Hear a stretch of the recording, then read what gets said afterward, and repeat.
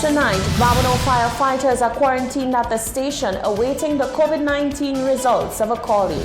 The CSA president cautions members about those who wish to instill fear about public sector pay cuts. And the Grocery bus operators president calls for discounted fuel and delay of license fees for members. We have the details of these stories and more coming up. This is the Hot 7 Nightly News with Lovelace and Amy Joseph. Good night. It is Friday, the 17th of April, 2020. Welcome to the Hot 7 TV Nightly News. We're on Flow Channel 117. The broadcast is also being simulcast on Kiss FM Radio. I'm Lovely St. Amy Joseph. Thank you for joining us. A firefighter at the Babonneau station has presented with respiratory problems. 10 firefighters who were on the same shift are in quarantine, not being allowed to leave the station until the result of a COVID-19 test on their colleague is received. Officer in charge of the Northern Division, Didney Downs, walked us through the situation that unfolded on Thursday, leading to the quarantine. During the shift, he showed some symptoms that we were concerned about. We immediately subjected him to visit the hospital, and then in speaking with him and questioning him, we took a decision to keep his crew members at this station. He says services offered by the Babonneau Fire Station are being performed by the Fire Service Headquarters in Castries and the Grocery Fire Station. I just want to inform the public, assure them that the Babonneau area is covered as it relates to emergency response. We have put things in place that we will continue our operations in terms of responses to the Babonneau area. It's just a measure of caution that we have to take. As you know, as the primary response agency in St. Lucia, we have to be careful. We need our officers in good health to do the responses necessary. The COVID-19 test result for the firefighter who had respiratory symptoms is expected before next week. CSA President Cyprian Montrop has informed his membership that while unions have been fed with information from the government in the form of presentations, no formal proposals have been made to either the CSA or other members of the Trade Union Federation. The presentations by the Department of Finance have primarily been about pay cuts. The TUF has given government a lifeline by proposing that the 1% salary increase due for April 2020 be deferred for 6 months to be reviewed subsequently if necessary. The CSA reiterates that it has not taken any positions collectively on any pay cut, either in salary or allowances. The CSA president noted that the matter is very sensitive and every effort is being made to ensure that members' best interests remain at the forefront of deliberations. He says when a proposal is put forward to unions, there will be necessary engagement with the CSA membership.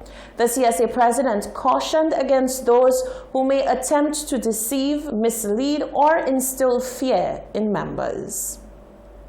Now, members of the public are weighing in on debate and concerns surrounding the suggestion by the Department of Finance that public sector salaries may need to be cut by 35 to 65% as presented to unions in a virtual meeting.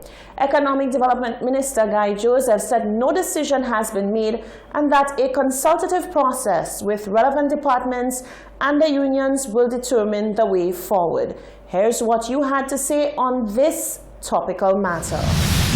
No, not at this time, because things rough already all over the world.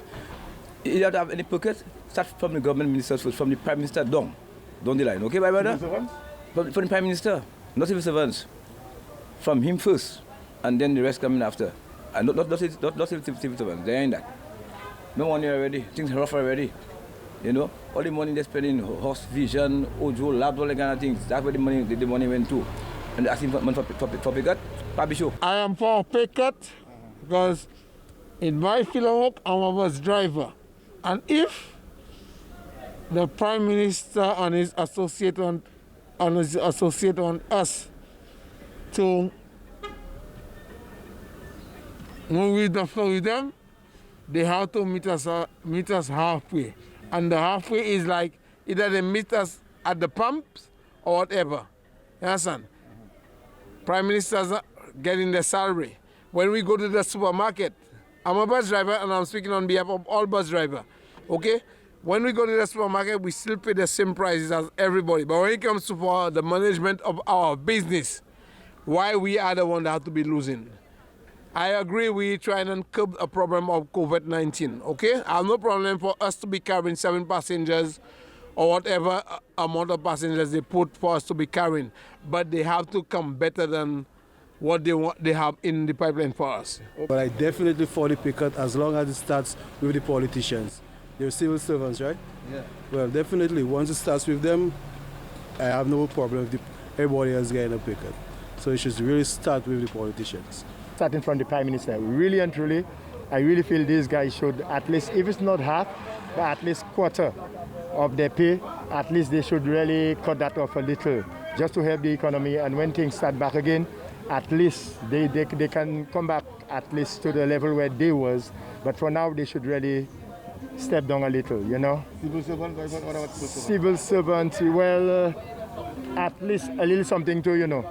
You understand? Although everybody needs something, but a little something should step down for now. I say with everybody, most people, from government ministers, civil servants, and everybody, at least something should go down, just to bring up the economy and to bring up the.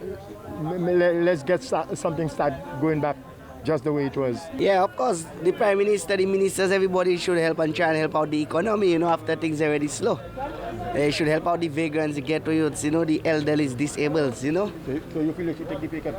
Yeah, man, of course. I agree with the pay cut from the going up to the Prime Minister and the ministers of this country. I agree. Civil servant also. Against the pay cut. Why? The reason is the government wastes too much money in the earlier stage, you know, and now, well, they have to bring back what they have in the lockbox and the CIP money so that we could do our business. No pay cut. I don't think that's the right time to take a pay cut from civil servants.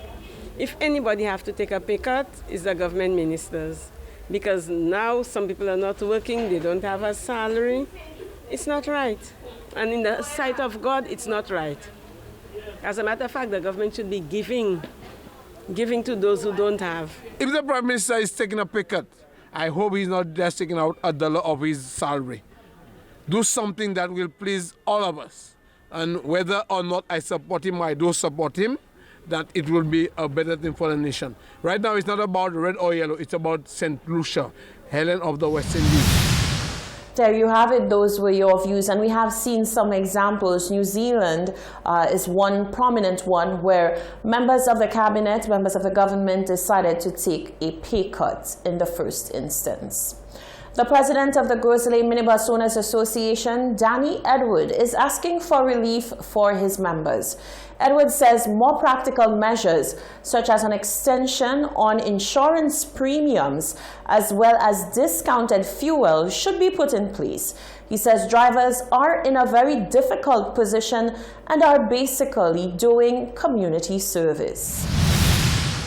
The newest regulation for the transportation sector is 7 passengers per bus. This means operations have been significantly reduced by half. Some routes are not operational due to the zoning of the island, and drivers all over have been complaining. On Friday 17th, President of the Grocery Minibus Owners Association, Danny Edward, explained to Hot 7 some of the most pressing challenges of bus owners at the moment and what he thinks can be done. We are now operating at minimum. We had 179 buses, and we had to rotate them. So basically, we have one set of drivers working maybe once a week or maybe sometimes twice a week. Edward says the biggest challenge right now for drivers who are operational is fuel. We're burning a lot more fuel right now because of the number of trips that we are making, and we are making less in terms of money. So that's one of the big challenges that the drivers are faced. He says another pressing issue is with regards to the drivers' insurance policies being expired or having to be paid when they are barely making money to cater to their homes and utility bills. Insurance, Dr. says, we have a number of buses right now on the route where the motor vehicle insurance is expiring right now. And as you know, to insure one of these minibuses, we have with the Grizzly Association, we have a group insurance with GTM where they give us some reasonable rates. So that helps a bit, but the numbers in terms of the amount of money we have to pay in insurance right now is creating a problem in these difficult times. The president put across a few suggestions that would provide relief to the drivers if implemented. We have a number of renewals coming up, so I'm hoping that the minister would see it fit that maybe he further suspend these payments for the drivers, because based on the amount of money that they're making right now, it would be very difficult for them to pay these renewals. Edwards proposed that fuel prices be reduced as majority of the monies generated in a day goes right into the purchasing of fuel. Notably, he says, the cashless system would have been best because even amid the COVID-19 pandemic, drivers still have to interact with passengers. Reporting for Hot 7 News, I am Genevieve Gonzague.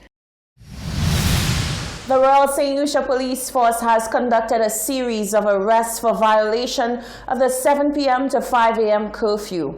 Under the powers provided by the state of emergency, police can detain for up to 72 hours anyone contravening the curfew law. Press Relations Officer for the RSLPF gave a breakdown of arrests and other disciplinary actions that have been necessary. Acting Police Commissioner Milton Daisy has lauded the efforts of the police force. Genevieve Gonzague reports. The sale of liquor has been suspended in St. Lucia, and under the Emergency Powers Act, anyone caught in violation will be arrested and charged. Acting Commissioner Milton Daisy informed that a Barwona woman was recently arrested and received 2 charges under the Emergency Powers Act for selling alcohol. We had an instance where we had to close down a bar. The attendant was arrested and we charged 2 charges. Yes, the attendant was. The liquor, all the liquor inside was confiscated by the police. Actually, that is under the Liquor Act. That is what we ought to do. Praising the arrests made by officers of the Royal St. Lucia Police Force, Daisy warned persons to comply with the rules of the curfew.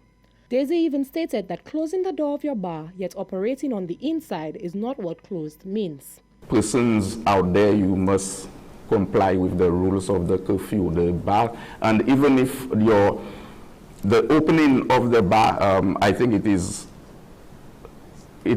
being there because persons believe that if they close the door of the bar, they are not open. But the persons are inside the bar, but the door is closed. That is not the opening and closing we're talking about. There's no sale and consumption of alcohol to go at your location. Over the past month, the Royal St. Lucia Police Force has conducted a series of arrests for the breaking of curfew regulations. Press Relations Officer Corporal Ann Joseph gave a breakdown of the arrests and other disciplinary actions undertaken by the force. We did make an assessment island-wide from the 27th of March this year, where in the Grizzly area 2 persons were arrested for breaking the curfew and they were charged. We also have on the 30th of March, 1 person in the Canaries area was arrested and charged for breaking the curfew. Okay. On the 31st of March, we had 3 persons from Soufrière being arrested and charged. In Castries, we had 4 persons being arrested and charged on that same day. On the 2nd of April, we had a total of 2 persons in Ancillary being arrested and charged. On the 3rd, we had 4 persons from Ancillary also being arrested and charged. On the 4th of April, we had 3 persons in the Castries area being arrested and charged for breaking the curfew. On the 9th of April, we had 10 persons within the south of the island being arrested and charged for breaking the curfew. And on the 13th of April, we had 1 individual from Castries being arrested and charged for breaking the curfew. Corporal Joseph also indicated that a vast amount of work is being done at the zoning checkpoints. From the 12th of April, what we noticed at the Dennery checkpoint, a total of 181 vehicles were checked. 70 of those vehicles had NEMO passes, 19 were farmers, 1 was a delivery vehicle, and we had a total of 87 other vehicles. That's persons who did not have NEMO passes, they were not farmers, and they were not delivery or essential services. A total of 4 vehicles on that day were turned away from the Dennery location. In the Canaries area on that same day, we had a total of 30 motorcycles being turned away. A group of cyclists attempted a round the island trip, and all 30 were turned away by the officers at that checkpoint. On the 13th, at the Dennery location, we had a total of 117 vehicles being checked, 34 of which had NEMO passes, 16 were farmers, that's the persons with the FAR registration plates, 8 delivery vehicles were checked, and 21 other vehicles were also processed on that day. Both the press relations officer and the acting police commissioner have cautioned the public that the force will be executing their duties with no prejudice or favor. Reporting for Hot 7 News, I am Genevieve Gonzague. You're watching the Hot 7 TV Nightly News. Still to come, the Ministry of Education provides updates on plans for online schooling from Monday. Shelter for the homeless to be provided throughout and even after the COVID-19 crisis. And Umpa on his Dennery anthem and keeping spirits high during the crisis. That and more coming up after the break.